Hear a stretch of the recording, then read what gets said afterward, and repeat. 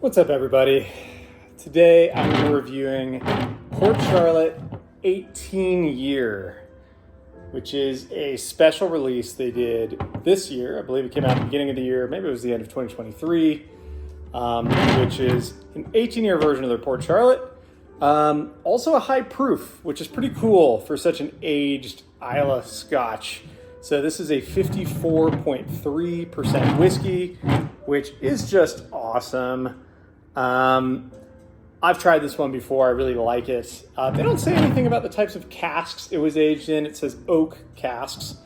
I got this guy for around $200. Secondary prices probably could be decently higher than that, given that this is actually a pretty hard to find release.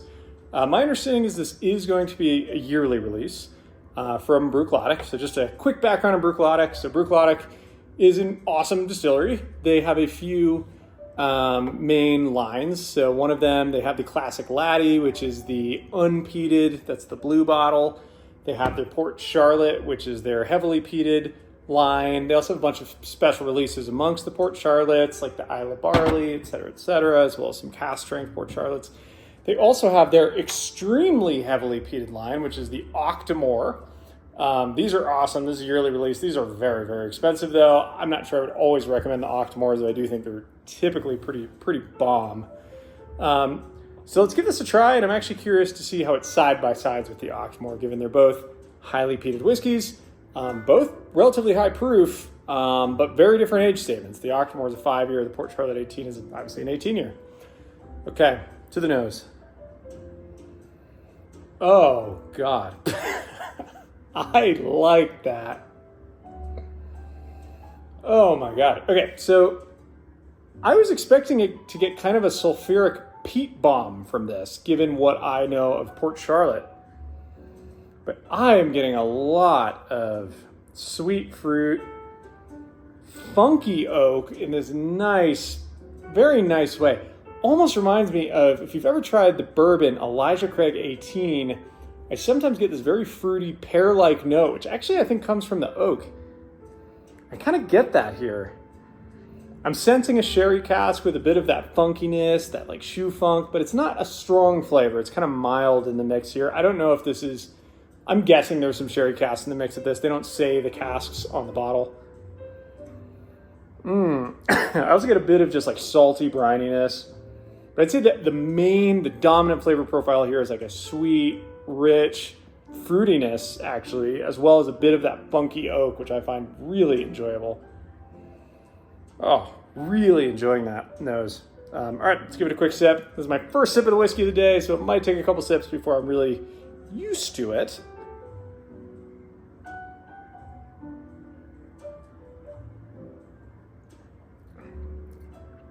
Oh, man. You know, for being 54.3%, that was a smooth sip.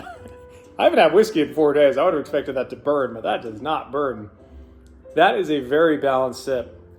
Let me give that one more sip before I actually really comment on it.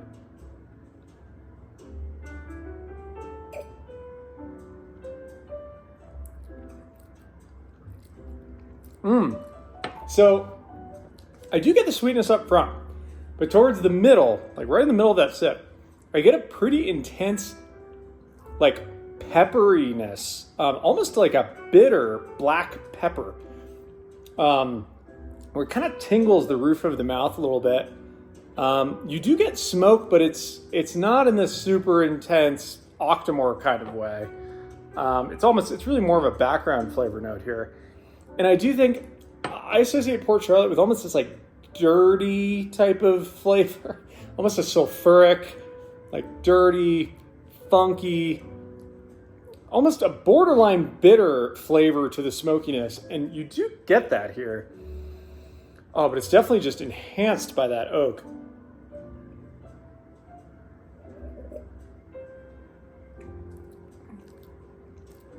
I like this a lot. I think if there's something holding me back from calling it an absolute home run, it is that I think it's a bit of that bitterness for me. It's like, it's sweet up front, but then there really is this bitter black pepper note that I don't love. It's a similar note as I get in the Talisker 10, a bit of that black pepper, but it's a little more intense here on this Port Charlotte 18. I do like it quite a bit, but it's not like, it doesn't quite reach its potential for me. This isn't as good as some of the Octomores I've had, but it is cool to try such an aged Port Charlotte. And just for my own understanding, I do want to side-by-side this with an Octomore. So Octomores are only 5 years old. They're not 18 years old. And they're all about the peat. So they're some of the most heavily peated whiskeys in the world. And the fact they're not aged that long also helps bring out that smoke. So I'm just curious how it side-by-sides here, because it is the same distillate. It's the same distillery. So it's probably not worlds apart. This is the 14.1, by the way. This is the bourbon casked version of last year. You know, the nose isn't worlds apart. You can kind of tell it's the same distillate. The Port Charlotte is a little dirtier. I would say this Octomore 14.1 is actually a little sweeter on the nose, a little brighter, given that it's all bourbon casks.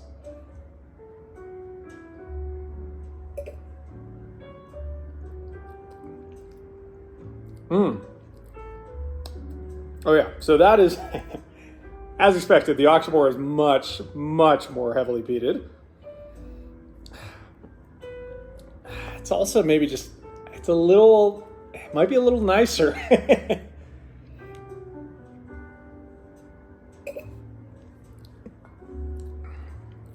You know, God, I love those Octomores. I love heavily peated whiskeys, but just something about the way they age it. It's just, you get this really fresh brightness from the bourbon cask in that I really like.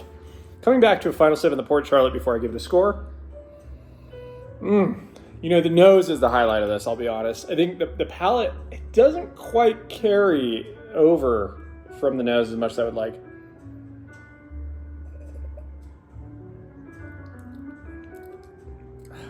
Yeah. Okay, my thoughts hold. It is a wonderful whiskey. I don't want you to get it twisted. It's almost like I just had such high expectations that it maybe didn't meet those crazy high expectations, but this is still very, very good. I'm going to give this one a 4.25 out of 5 stars. 4.25 stars. Thanks for watching.